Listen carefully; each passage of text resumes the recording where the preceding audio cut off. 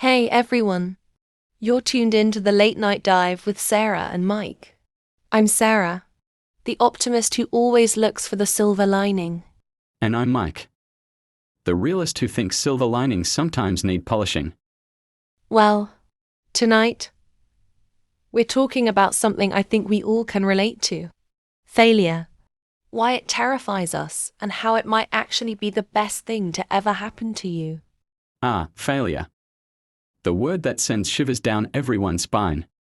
Sarah, let's be honest. When was the last time you failed at something? Okay, full disclosure.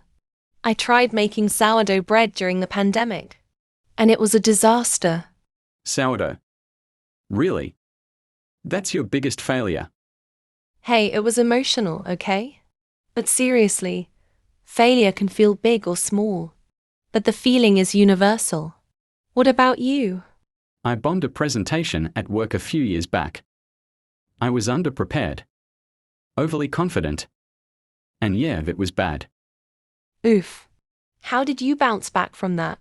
At first, I didn't. I just avoided thinking about it. But eventually, I realized I had two options.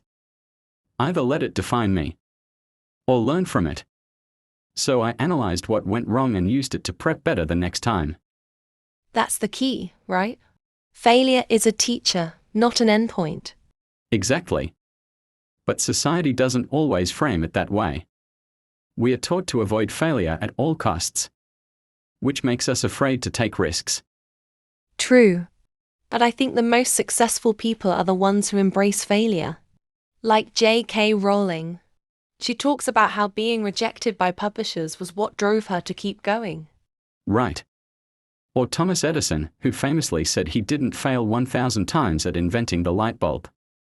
He just found 1,000 ways it didn't work. I love that mindset. It reframes failure as progress. So how do we get better at embracing failure? For me, it's about detaching failure from identity. Just because you failed doesn't mean you're a failure. That's powerful. I did that. Reflecting on failures without judgment is critical. Ask yourself, what can I learn from this instead of why did I mess up? And maybe even celebrate your failures. Like, hey, I tried something new, and that's worth celebrating. I'm not sure I'll throw a party for my next failure. But I get your point. Baby steps, Mike. Baby steps. All right. Listeners, that's it for tonight's dive. Don't let the fear of failure hold you back. Use it as fuel for growth. And remember, every failure is just a stepping stone to success. We'll catch you next time on Sarah and Mike Podcast.